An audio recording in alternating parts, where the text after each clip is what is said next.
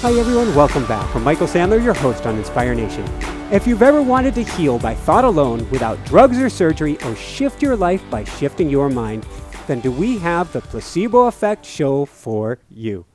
Today we'll be talking with Dr. Joe Dispenza, one of the scientists featured in the award-winning documentary, What the Bleep Do We Know, and the best-selling author of several very special books, including Breaking the Habit of Being You, Evolve Your Brain, and his latest New York Times bestseller, an empowering book that's worth reading over and over again, You Are the Placebo, Making Your Mind Matter. And that's just what we'll be talking about today, about how to utilize the power of the placebo effect and rewire your brain and recondition your body to make lasting change. That plus we'll talk about hotel maids, voodoo and lizards, what glass eating, snake handling, and drinking strychnine have to do with anything, how to get drunk on tonic water, what we can all learn from Jim Carrey, and what it means that Jesus wasn't Italian. So welcome to the show, Joe. Are you ready to shine?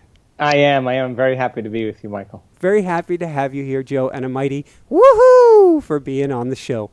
So before we dive right into things, I've got to ask, I understand you have 18, maybe more than that, horses now. Do you have a favorite and why? Well, my favorite stallion died last year. He was my boy. There's 7 stallions on the ranch, and you bond with one horse, and they become yours. And he was just a really beautiful, noble guy, and he was my horse, and I had him for years, and was completely bonded with him. Had a great personality, was very intuitive, very spirited, and also was willing to work with me. So. But no, I mean, I love all animals. We have dogs, 10 dogs, 20 horses. There's alpacas. There's cattle. There's all kinds of.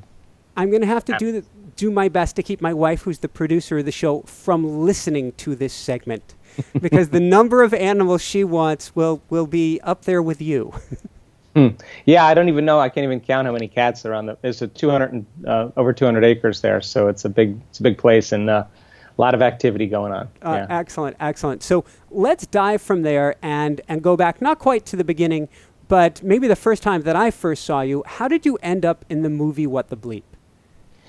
Well, the director and producer, Will Arntz, had seen me speak in a few different places, and he liked what I had to say, and he sent me a manuscript of the movie, and he told me what he wanted to do, and he said, if you can read this and tell me what you think, I want to do this documentary. So he sent me the manuscript, and this is in the days when they sent it in a big manila envelope. Yeah. And so I ripped it open and sat down one afternoon and read the entire thing and redlined the whole thing and said, "Bad science, you can't say that. I wouldn't do this," and just kind of marked it all up and sent it back to him. And I thought, well, that should keep him busy for a while. And a week later, he sent me the updated manuscript, and we volleyed back and forth 3 or 4 times. And he had this vision of doing this kind of storyline connected with some commentaries. And he chose a bunch of people to do commentaries, and more than the people that were in the actual film. And then he just did a great job in editing it and piecing it together. And I think, I gave a lot of time and energy to help with some guidance, and I think that the movie was done for 2 reasons. Number one was to ask people to question the nature of reality, to really see that the world that we look at and the world that we perceive may not be the world we actually live in. And if you combine a little quantum physics with a little neuroscience, with a little neuroendocrinology, with a little psychoneuroimmunology, and a little genetics or epigenetics, all of those science points a finger at possibility. So we wanted people to really begin to realize that we are marvels of adaptability and change, and we're not hardwired to be a certain way for the rest of our life, or we're doomed by our genes. The second thing is that we wanted people really to try it out. That if your thoughts have something to do with your destiny, maybe nobody's excluded from this equation. So let's go about the business of trying it out and see if people can become scientists in their own life and experiment with really to see if they're, producing an effect by them being at cause. And we never anticipated the movie becoming such an overnight sensation, but I think it provided a language for people to begin to give them permission to begin to question the nature of reality and really begin to apply some of those principles. I love it. I think it's made a big difference. It's kind of, I want to go from there, and when we're going to swing back to a lot of the things that you just covered right there. There's an irony. You asked me at the beginning, how am I doing? And I said something to the effect of, oh, good, or, well, I'll explain more on the show. This weekend, I was actually really, really ill with food poisoning. And so ill that I'm going, do I have this interview today or not? And I said to myself, I said, particularly with the book, You Are the Placebo, you are going to be fine in time for this interview. And so maybe a great way to dive in here is, what is wrong with our current view of healing? Well, I think that most people have been hypnotized and conditioned that they need something outside of them to make some change inside of them. And, you take a pill, and the pill makes your headache go away, or takes your pain away, or makes you feel better, or dries up your mucus, and you take that pill again, it does the same thing. And the pill represents some type of chemical change over time, that you can substitute that pill with another pill that looks like that pill, and body's conditioned to produce the same exact chemicals from past experiencing. Conditioning is based on the past.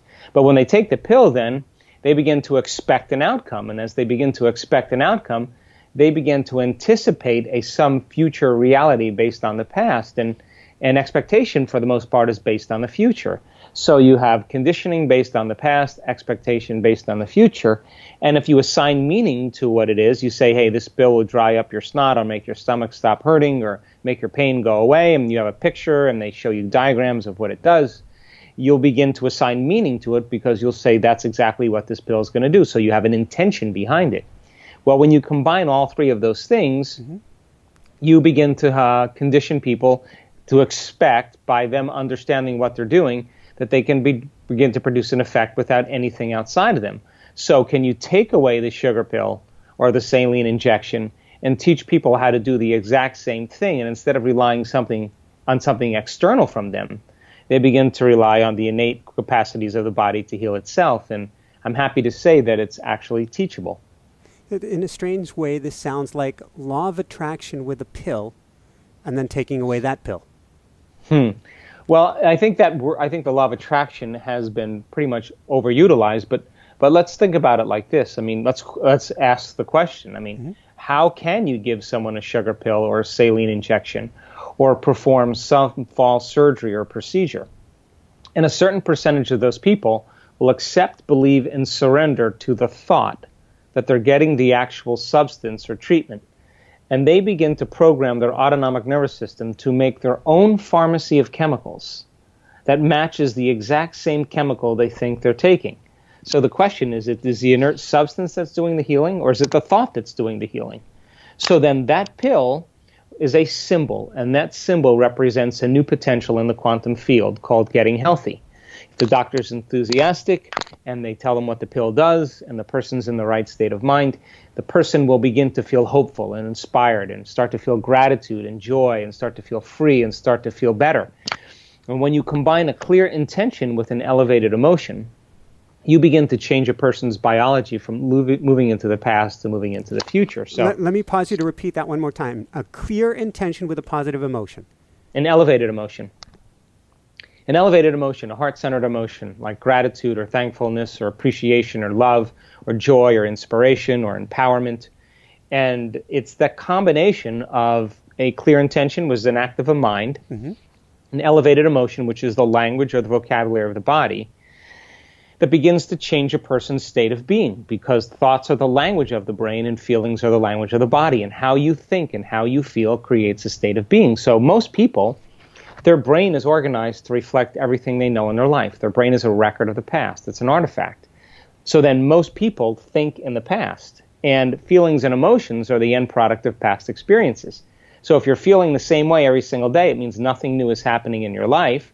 And if those feelings are driving your thoughts, then you're thinking in the past. So most people's biology is, for the most part, living in the past. So then when you begin to combine that clear intention with an elevated emotion, a person can begin to move their biology from living in the past to living in the future. Here's an example. 81% of people that are in a depression study that are given a placebo, 81% of those people respond as well as the people that are given the drug, which means they're making their own pharmacy of antidepressants. Their brain is the greatest pharmacist there ever was, and their brain already knows how to make those chemicals because there's receptor sites in the brain that receive those chemicals. So then the problem is that most people do it once or twice and they give up. But I mean, even in the depression studies, those studies went on for 6 to 8 weeks. And every day they were reconditioning their body to a new mind and beginning to select a new potential and change their brain. So then it may take 6 to 8 weeks for people to begin to change their own state of being and begin to make their own balance in their body. And we've seen it happen over and over again. It makes me think, I mean, ritual is important, meditation is important. I want to spend a lot of time talking about meditation, but in a sense, that act of taking a sugar pill, and it's something you talk about later on in the book, even when it says sugar pill on it, that symbolic gesture of this is going to ingest this is going to make me feel better, and we flip a switch. Yeah. So you can only accept, believe, and surrender to thoughts that are equal to your emotional state. And you'll never accept, believe, and surrender to any thoughts that are not equal to your emotional state. So a person gets a diagnosis. Diagnosis is cancer, MS, or lupus. The immediate emotion they feel is fear or sadness. And so then they are going to try to think positively, but their body's feeling negatively. Their body's feeling fear. They're going to try to say, I'm going to beat this and I'm going to overcome it, but they're feeling sad and depressed. And that's mind and body in opposition. Once a person begins to change their emotional state and they start feeling empowered or feeling gratitude or feeling joy, they will accept, believe, and surrender to the thoughts equal to that emotional state. That switch gets flipped, and they begin to program their autonomic nervous system to make a different pharmacy of chemicals that begins to change the body. So getting the person beyond their emotional body, beyond their emotional state, is really the work. So this kind of supersedes everything, and I do want to cover some more fun stuff on placebo effect and studying stuff, but just to give us a tidbit, give us a bone here. How do we begin to change our emotional state? Well, I think the first step is knowledge, Michael. I think most people don't even know that they feel guilty. They don't even know that they feel unworthy. They don't even know that they feel depressed or feel victimized, because 95% of who we are by the time we're 35 years old is a set of memorized behaviors and emotional reactions, beliefs, perceptions, subconscious. Yeah, pretty much on autopilot. That's 95% of most people. So their 5% is working against 95% of what they've memorized subconsciously. So the first step then is becoming conscious of your unconscious thoughts, becoming aware of your automatic behaviors, and then noticing and paying attention to the emotions that you feel every day.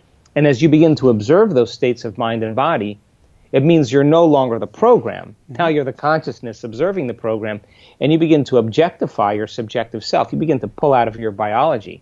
So awareness then is the first step. So then most people, once they become conscious that they're living by certain emotions, the next question are, what are those emotions? And those emotions typically are connected to some past experience. Like, I'm this way because I got fired from my job 10 years ago. I am this way because my husband left me with 3 children. I am this way because I was in a serious accident 15 years ago. I am this way because I had this event happen to me.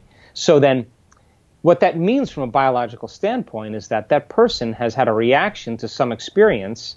Once you feel a change in your internal chemistry emotionally, and you feel altered, you pay attention to what caused it in your outer environment. The brain takes a picture, and that's called a memory. So then we begin to remember the reasons why we are the way we are because of the past. But if you're still living by that emotion and it's 15 years later, from a biological standpoint, it means you haven't changed. The next point is the survival emotions, the emotions that are derived from the hormones of stress, are very addictive. Anger is addictive. Fear is addictive. Sadness is addictive. Resentment is addictive. Competition is addictive. Frustration is addictive. All of those emotions that are derived from the hormones of stress give the brain and body a rush of energy. So if an addiction is something you can't stop, and you happen to have a friend or a family member who's walking around suffering every single day of their life, and you say to them, why don't you stop? Or you're in the middle of an angry experience, and I say to you, Michael, why don't you just stop being angry? If you can't stop that, then on some level you're addicted, because an addiction is something you can't stop. So when people start to understand, oh my God, I'm addicted to my own frustration, I'm addicted to my own suffering, I'm addicted to my own guilt, all of a sudden they start becoming conscious of what they're doing to their brain and body. Show them how those very chemicals downregulate genes to create disease, and then get them beyond that by doing meditation, that's the moment then all of a sudden they begin to be greater than their biology. And we've measured this thousands of times in people, and it's without a doubt, I can say this from every single cell in my being, that a person is at their absolute best when they get beyond themselves. That's the bottom line. I love it. And what I'm hearing is when you get beyond yourself, the wall drops, and that's when everything can change. Sure. So like the hormones of stress as an example. 70% of the time, people are living by the hormones of stress, whether they know it or not. They're always anticipating the future based on the past. They're always having their attention on objects and people and things and places in the world because that's where the danger is. The chemicals are jacking up their body, so their attention is on their body. So they think, based on their own experience, that they're their body, but they're not. They believe that they're their identity that's connected to relationships of people and things and places in their life, but they're not. Then when people start to live on autopilot and they get out of bed the same way and they brush their teeth with the same hand and they do all the same things every single day, and they've been doing that for 20 or 30 years, for the most part then, their body's on autopilot. It's in a predictable future based on what it's done in the past. So very few people are in the present moment. So then they're locked into a line of time, a linear line of time, where their future and their past seem to be exactly the same. So not a lot of people are present or in the present moment. And if you're not in the present moment, I assert that you're running some type of program, which means you're not present. The body's already programmed to be in the future or in the past.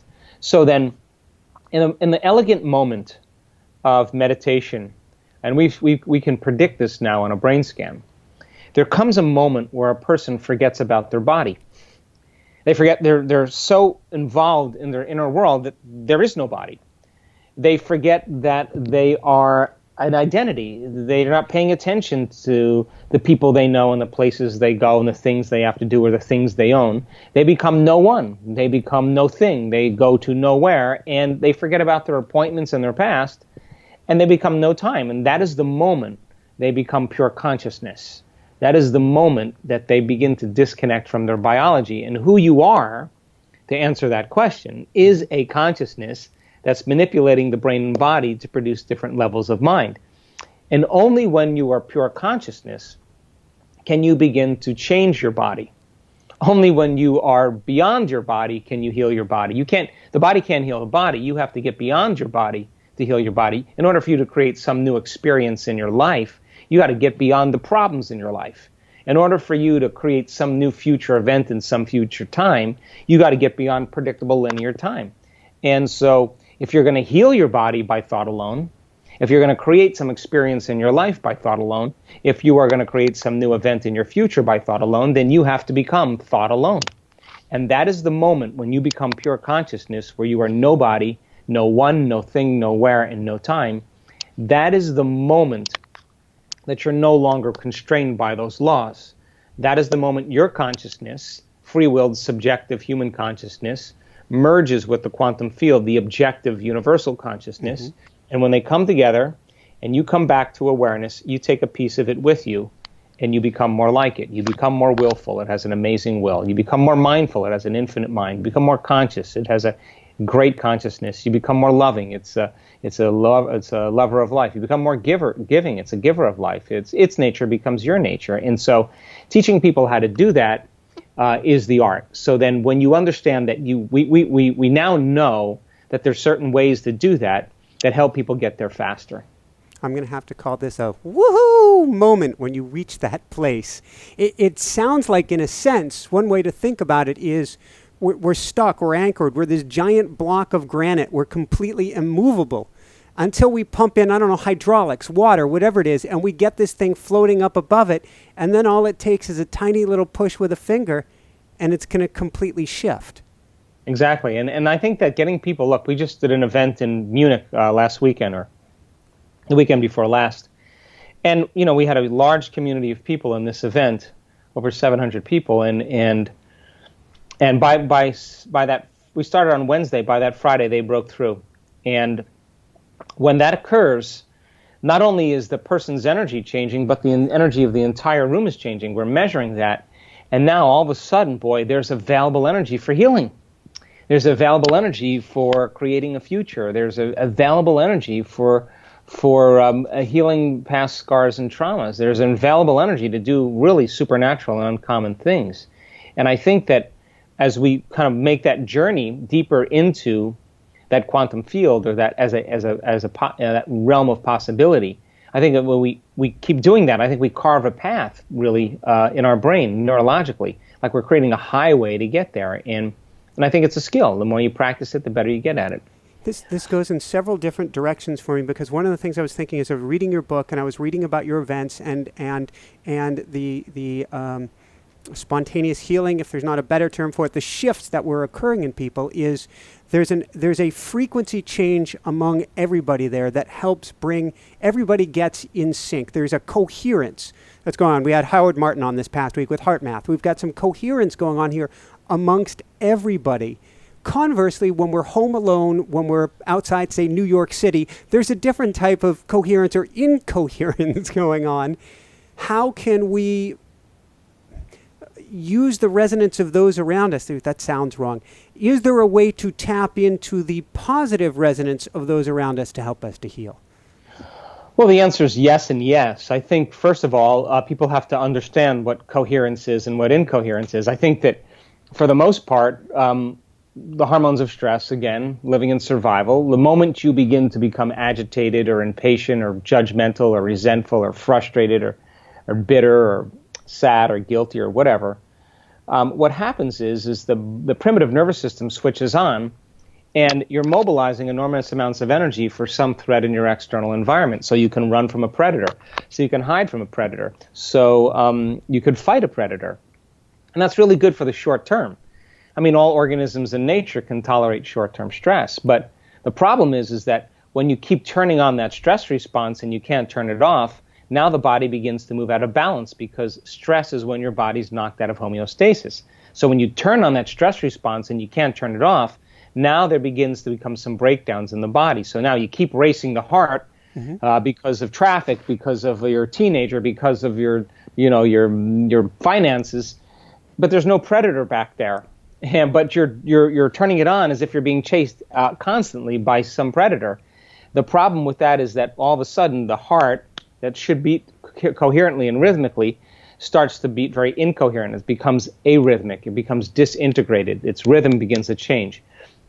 At the same time, when you're living by the hormones of stress, the brain gets a rush of adrenaline, it gets an arousal, and the arousal then causes you to pay attention to your body. Pay attention to your environment, pay attention to time, because if you're being chased by a predator, you better be thinking about your body, you better be thinking about where in your environment you're going to run, and you better be thinking about how much time you have to get there. The problem is, again, as you begin to keep firing those chemicals into your brain, and you shift your attention from a person or a problem or a thing or a place or an experience over and over again, each one of those things has neurological networks in their brain. As you begin to shift your attention, you begin to fire all these circuits, and you begin to produce an incoherent brain. So when your brain's incoherent, you're incoherent. When your heart's incoherent, you don't feel good. So then, is it possible then to begin to teach people how to create more coherence in their heart and in their brain? We've measured this thousands and thousands of times. So when you're under stress, you're focusing on matter, you're focusing on objects, you're focusing on things, you're narrowing your focus because the danger is around the corner, and you're paying attention to one thing. Really great for the short term. But if you keep doing that and you keep arousing the brain, you drive the brain into higher brain states, what's called high beta, and now it's like driving your sports car in first gear on the freeway. So then, instead of focusing on matter and objects and things and narrowing your focus, if you teach people how to open their focus and sense space instead of matter, energy, and information, when you open your focus, you can't analyze or think, you can't obsess, and brain waves tend to slow down, and not only slow down, but get highly organized and coherent. At the same time, the heart starts to get coherent, and the heart starts to affect the brain starts to affect the heart, and all of a sudden now, when you're living by stress, you're drawing from this invisible vital field of energy and turning it into chemistry, and you're robbing the body's vital energy. So now you're more matter and less energy, you're more particle and less wave, and you can exert very little effects in your life. But then when you begin to free yourself from the chains of those addictive emotions, you begin to open your heart, the field around your body. The heart begins to produce a magnetic field that sometimes can go to 9 meters wide. And if you can teach a person how to feel an elevated emotion and sustain it, and they begin to like drop pebbles in water over and over again, and they start to produce these beautiful waves. If they feel deeply and richly and profoundly, they're dropping big stones that are producing bigger waves. Now those waves are energy, and energy is frequency, and all frequency carries information like radio waves and cell phone waves. What those waves carry is your thought, your intent. So now the carrier of your own vibrational patterns, it begins to carry information that is going to begin to influence matter. So if I'm sitting next to you and you're coherent and I'm coherent, when those two waves come together, they summate and create a bigger amplitude, and that's called a higher energy. That's called constructive interference. If you got 750 people in the room and they're all doing that, that's rocking. Watch out. Now, yeah, you're going to see energy go really high in the room. Now, if I'm coherent and you're coherent, but the person sitting next to us is not coherent, if you begin to move grandfather clocks in unison and 20 of them are moving together and one's moving out of rhythm, and we come back tomorrow, that one that's out of rhythm is going to just join and become entrained to the other one. So sooner or later, when we get that effect where there's enough people doing it, everybody starts to become entrained, and now there's a coherent, very, very palpable, measurable. We've measured the energy. And the energy in the room is just off the chart. And now we have enough energy in the room for the miraculous and the supernatural to occur. So I've got to ask, and maybe you can share with us a bit about this. You keep mentioning that you've been testing it, and now you've been doing, what is it, EKGs? What is it you've been doing, and what does this look like? Well, the whole reason, Michael, we began testing is because we started seeing very strong phenomenological changes happening right in a weekend workshop, like people with MS getting out of their wheelchair, and people with lupus and celiac disease all of a sudden getting better, and chronic pain, and scheduled for surgeries getting up and having no pain at all. So when that moment I realized that something supernatural was happening, that I wanted to quantify it. So we brought in a team of scientists and researchers, and we've done over 4,750 brain scans now, quantitative EEGs. We measure people's brains before they start an event, 5-day event. We measure their brains at the end of 5 days. And what I want to see is that the change isn't just in their mind, it's in their brain. We randomly select different people, and we measure their brain in real time during meditation. And I want to know their inner workings, so when they're there and when they're not. And we've just gained a tremendous amount of knowledge about that state. We have people wearing HRV monitors. We tape them to their chest. We partner with the Heart Math Institute. We've been working with them for 3.5, 4 years now. They're good friends of mine. And we've measured, thousands and thousands of hearts. And we want people to regulate and sustain brain coherence and heart coherence. So we can say to the person, hey, you know what, Michael, you're doing it. Or, hey, Michael, you know what, you're actually not doing it. And let's get you trained here to be able to do it. We measure the energy around people's bodies. We measure the energy centers of their bodies. We measure the energy of the room. We measure epigenetic changes in urine. We measure simultaneous heart coherence amongst 50 people to see if 500 or 700 people can affect 50 or 70 people wearing HRV monitors and begin to influence their autonomic nervous system while they're just sitting there relaxing. If the person begins to create an elevated emotion and begins to send the intent for the greatest good of the people wearing the heart rate monitors, will they all go into heart coherence at the same time? The answer is yes. So we've done a tremendous amount of research. What's been most, I knew about Dr. Fannin, if I get his name right. I knew about the HRV and some more of this, but this is huge. What's been the most mind-blowing to you? Wow. Okay, I'll tell you exactly what's rocked my world more than anything else. And as a matter of fact, it's so supernatural that I'm going to write another book on it. We have seen, there comes a moment in a lot of our workshops where people start to have very profound internal experiences, like full-on IMAX experiences. And I always wondered if that could be measurable. So if you look at a strip chart of a brain scan, you see a brain scan like this, and you see brain waves like this, and they're moving, and you see alpha, and you see beta, and then you see theta, and you see delta, and you can see, 16 to 20 leads on the brain. You can see the front of the brain, the side of the brain, the back of the brain, the top of the brain, and you can measure what's going on in the person's brain. Well, we've got so many studies where all of a sudden we're seeing the slow change, and all of a sudden, imagine grabbing a handful of Crayola crayons and just going like this up and down the entire brain scan. You can't see anything. As a matter of fact, you can't even measure that because it looks like a snowstorm. And whatever's going on between that person's ears in that moment is absolutely real. In fact, they're having a full-on sensory experience without their senses. It is more lucid and more real than anything in your external environment. And we've seen that so many times. Now, when a brain circuitry fires, a cluster of networks of neurons fire, normally we produce about 40 microvolts of energy. So 10 to 60 is usually normal. 40 is about the normal. Mm-hmm. Right now we're probably doing that. But when we started figuring out how to measure this, and we figured out how much energy was in the brain, we were measuring 1 million microvolts of energy, 2.5 million microvolts of energy, 4 million microvolts of energy. That's 100,000 times normal. That person's brain is producing a whole new stream of consciousness, and whatever's going on between their ears is where reality is. And that, we take the person out and we say to them, so what happened? And they just are in tears and they say, oh my God, I just had the most profound experience. Now, if experience enriches the brain, mm-hmm. and experience produces an emotion, they're rewriting their biology in 1 second. And what's cool about it is that the neuroscientists, neuroscientific community that's come and studied our work in our events said, oh, that person's having a seizure right now. They're having a seizure. And we kind of look over at the person. She's got tears of joy rolling down her face. She's got a big smile. And we're saying, really? She doesn't look like she's having a seizure to me. She looks like she's doing really good. So we measure her HRV. She's wearing an HRV monitor while she's producing 1 million microvolts of energy in her brain instead of 40. And we say, we look at her HRV measurements, and we see that her brain is in love with, her heart is in love with the experience. Her heart is in coherence for the whole entire hour. If she was having a seizure, her heart would be going crazy. So the mystical moment is being defined. It's being quantitatively studied. And now we're learning how to induce that state for people. And I'm telling you, you have one of those experiences, just one, and you can't ever go back to business as usual, ever.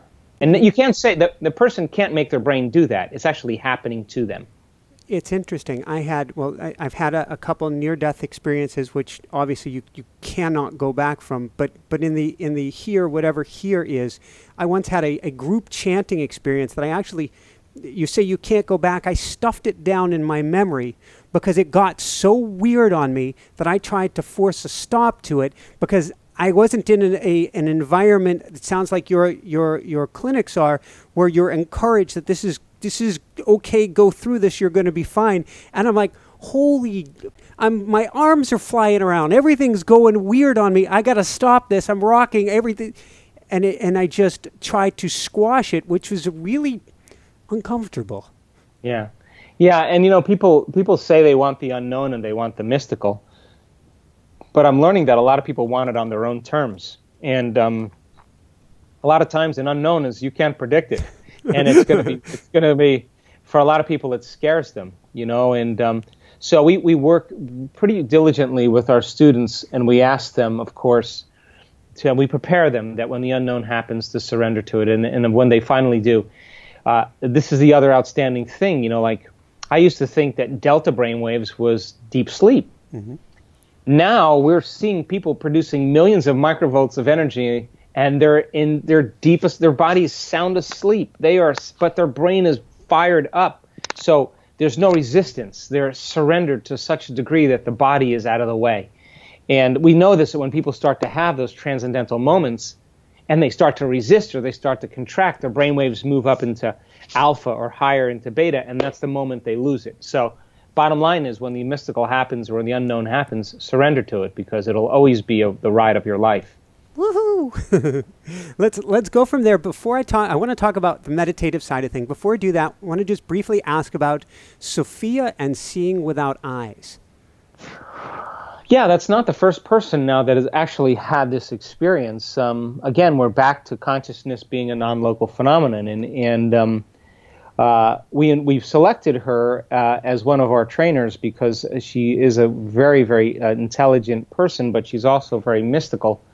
And she was in the back of the room at one of our advanced workshops, and I was leading. No, it was a progressive workshop, and I was leading the audience through a meditation. There was about 450 people in the room, and I saw her like in the third row, and I kind of walked past her on the stage, and I saw her smile, and I kind of stopped, and I realized that she could see me. So with her eyes closed, I just kind of stopped and looked at her, and I went like this, and she kind of giggled, and she went like this.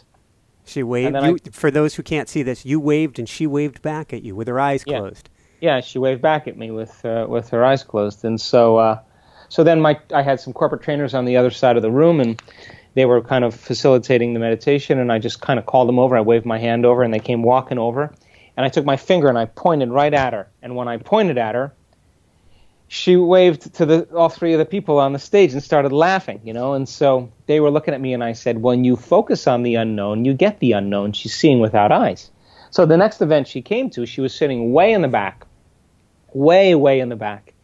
And again, she was in the middle of meditation, and I just kind of raised my hand, and I go like this, and raise my hand above my head and wave, and I see her wave back. So we selected her for one of our trainings, and that's when we started measuring her brain. And boy, Dr. Fannin got the ride of his life, because I didn't say anything to him. And right in the middle of her baseline measurements, and we had to do a baseline with her brain cap on, and then we asked her to open her eyes and stare, and then read a book, and then close her eyes, and then go into a meditative state. And I knew once she went into that meditative state what was about to happen. Her whole visual cortex lit up.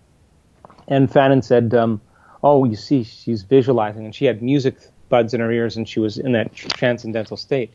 And I said, no, she's not visualizing, she's seeing.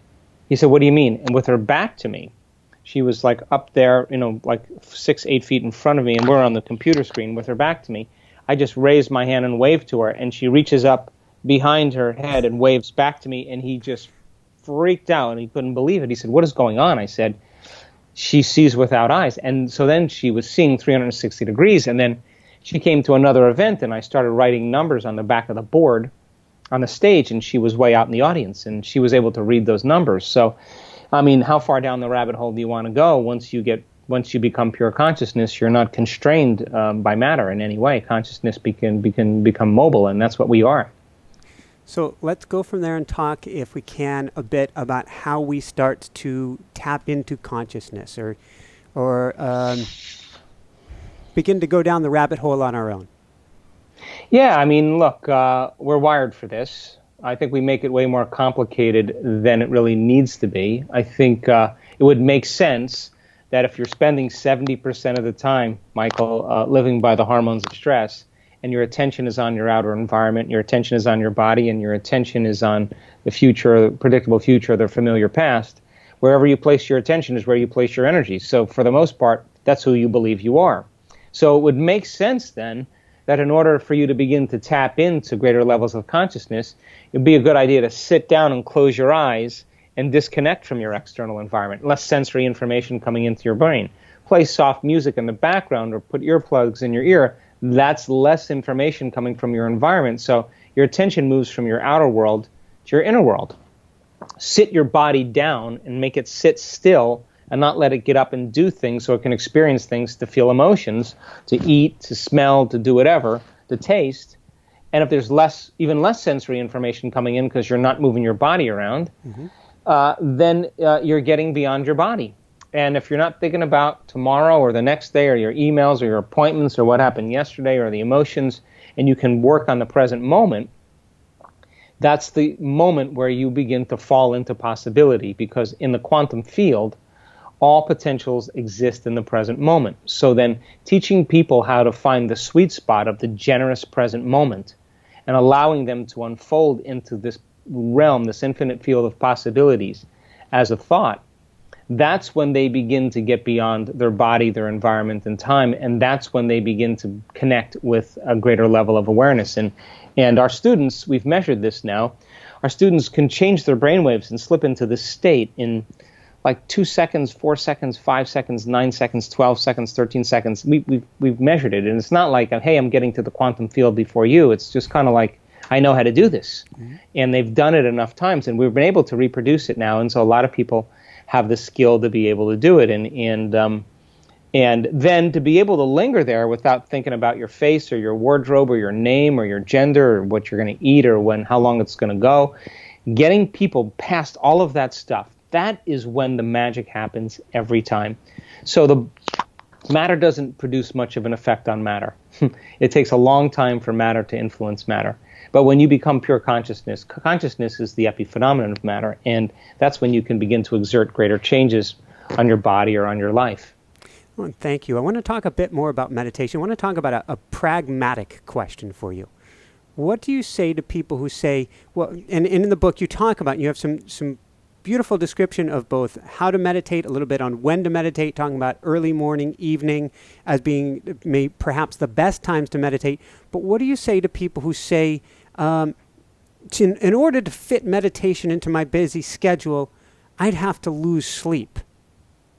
You know what I say to them? Please. Go to bed earlier.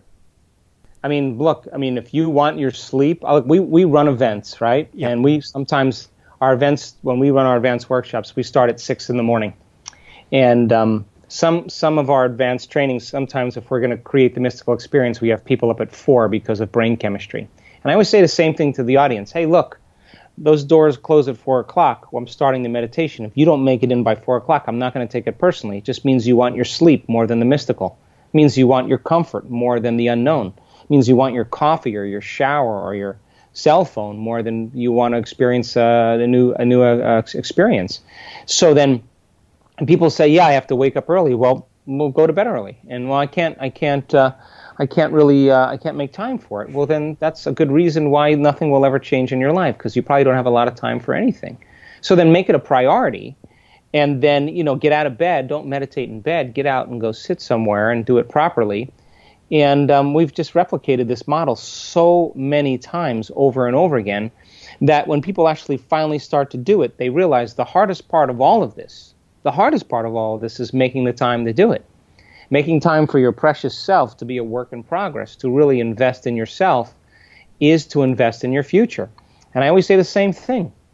Either you're going to be defined by a vision of the future, or you're going to be defined as a memory of the past. And when you stop creating, it just means you love your past more than you love your future. That's it. So then when people start to realize that they have the power to begin to produce changes in their life, to think differently, to act differently, and to feel differently, and to understand that even when you start slipping into these states, you will actually need less sleep because your body's in a restorative cycle, then you're breaking out of those normal conditioned beliefs that, you need certain things in order to live. And that's because you're studying normal, and what the hell is normal anyway? I don't even know what that is. How, I guess I shouldn't ask, what's a normal amount of meditation then? Well, it doesn't matter. It doesn't matter. I never think about time. I think about getting there. As an example, certain days it takes me an hour to find the present moment. And that's a day where I have to catch a flight and I have 30 emails to answer and 25 texts and calls to make and meetings to have before I leave town and kids to make sure they're doing okay. And I got 1,000 things to do that day, and it takes a little bit of time to get present. But I know the difference between when I'm there and when I'm not. If I get up and I don't really connect, I just wasted an hour. So our students know the distinction between those two. So some days are easier than others. Some days you slip in and you just lock into that field. You're there, and you're up in 30 minutes, 45 minutes, an hour, or whatever you want. Other days I don't get up until I'm there, and it takes me longer. But I think if you spend 45 minutes, it's good, solid 45 minutes on the average to an hour, and you make that time, and some people can do it in 10 minutes or 20 minutes or 30 minutes. I don't care. I just want people to really just start practicing, because they'll start noticing effects in their life. Beautiful. Is there a technique, open focus, or something else that you suggest people start to cultivate? Yeah, I do like the open focus as one measure. We do a lot of heart-centered work as well. We also do, we do all kinds of things. So there's several techniques, but I think if you just maybe just check out the Breaking the Habit or You Are the Placebo, we give a lot of instructions for all of that. And then what would you say? Well, when you wake up, one of the things you describe in your book is that each morning you are setting a blueprint for the day ahead. What do you do? Are you going through, because this is kind of one meditation is where we're letting go in a sense. We're connecting with pure consciousness. Another is we're kind of putting our want list for the day. How do those two kind of coexist? Well, they actually coexist very well because first thing you have to do is you have to surrender to that infinite field of possibilities because that's where everything material comes from. Mm-hmm. So getting people sometimes to that point, when you hit that point, a lot of times you feel so whole and you feel so complete, it's impossible to want. I mean, how do you want when you're whole? So there's a little paradox there. Yes. But on another sense, though, that when you're in that place of where all possibilities exist, then, what thoughts do you want to fire and wire in your brain? What behaviors do you want to demonstrate in your day? The act of rehearsing in your mind, the demonstration of those behaviors, begins to install the neurological hardware to make the brain look like the experience has already occurred. That's what rehearsal does. So now the brain's no longer a record of the past. Now it's a map to the future. And now here's the key. And then can you teach your body emotionally what that future is going to feel like now? Which means you don't wait for your healing to feel wholeness. You don't wait for your success to feel empowerment. You don't wait for your wealth to feel abundance or the mystical moment to feel awe or the new relationship to feel love. That's the old model of reality of cause and effect. That's waiting for something outside of us to change how we feel inside of us. I'll believe it when I see it. Right, but the quantum model of reality is about causing an effect, which means when you start feeling whole, you begin to heal. When you start feeling empowered, you're going to become successful. When you start feeling worthy and abundant, you're going to get wealthy. When you start falling in love with yourself and life, you're going to meet an equal. When you're in awe of the moment, hang on, you're going to have a mystical event. So then your body is the unconscious mind. It doesn't know the difference between an actual experience in your life that produces an emotion and an emotion that you can create by thought alone. So then as you begin to combine that clear intention with an elevated emotion, the elevated emotion, the body's believing it's in the future reality in the present moment, and you're signaling new genes in new ways to change your body to look like the event has already occurred. And if you keep doing that, there will be physical evidence neurologically, biologically, chemically, hormonally, and genetically in your body that shows that the event has already occurred. When that happens, you can relax because the event is going to find you.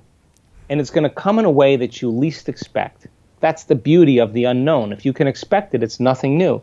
It's got to surprise you. It's got to rock your world. It's got to catch you off guard. And it has to leave no doubt that what you did inside of you produced some effect outside of you. That's the magic.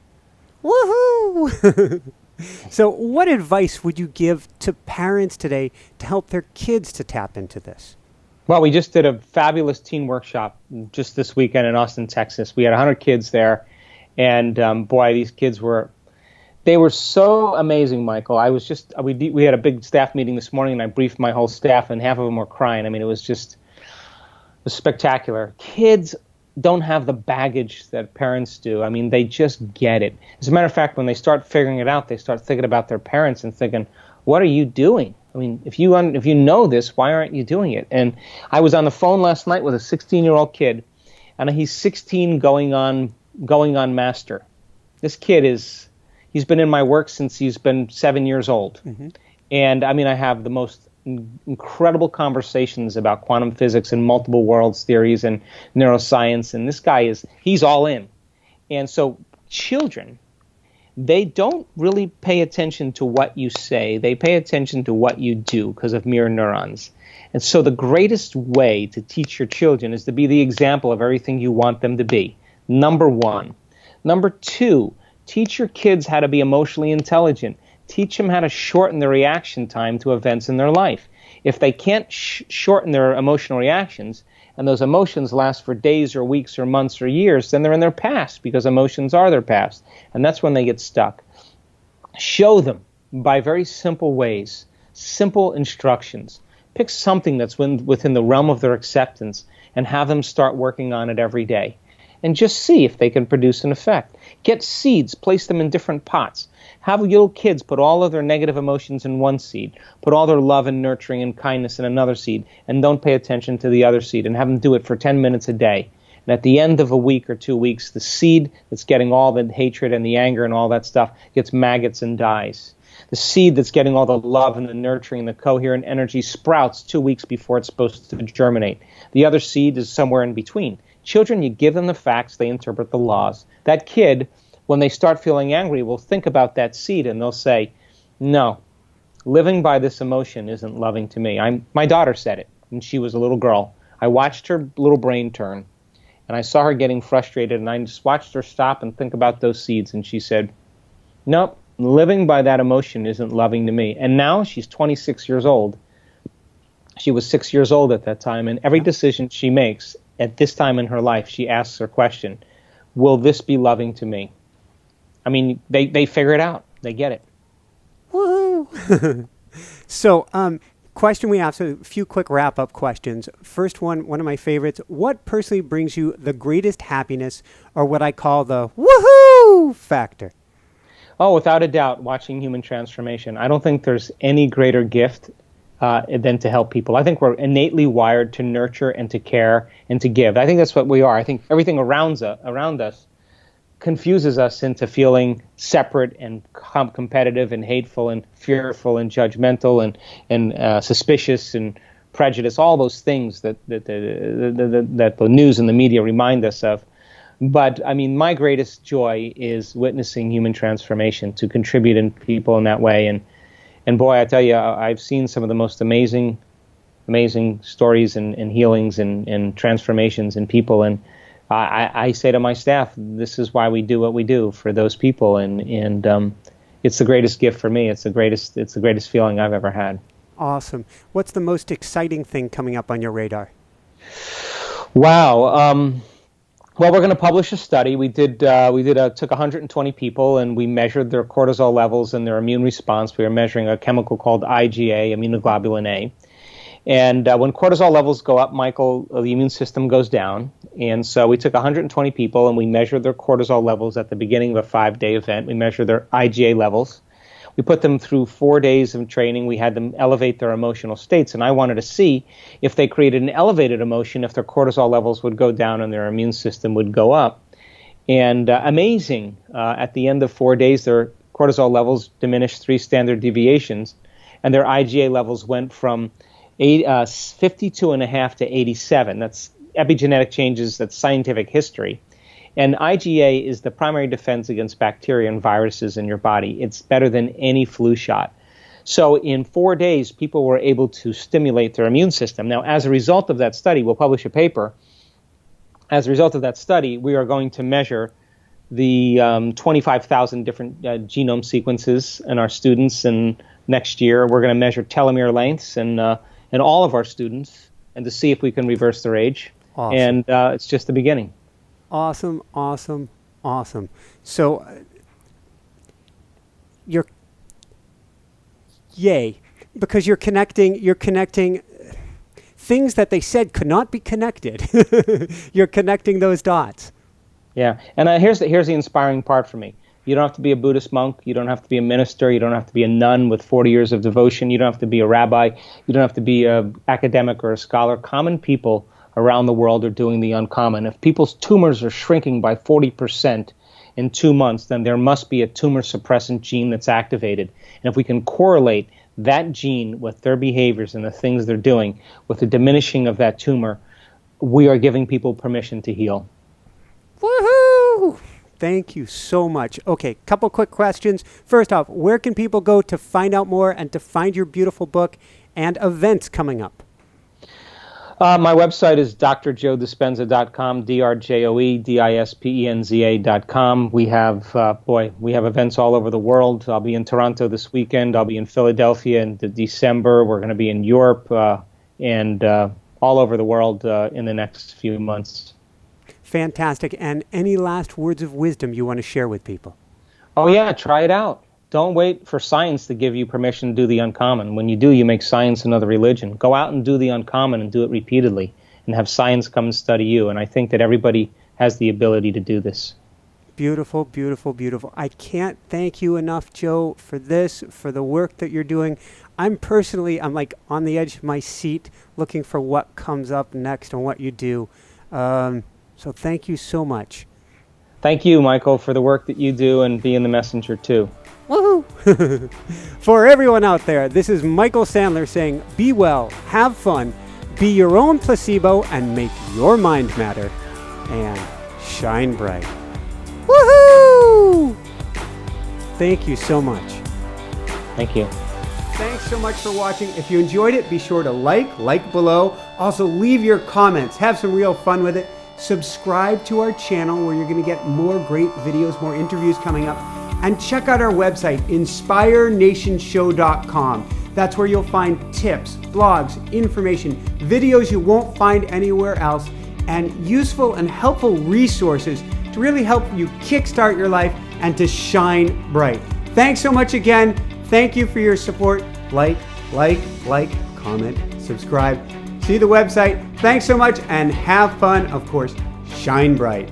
Woohoo!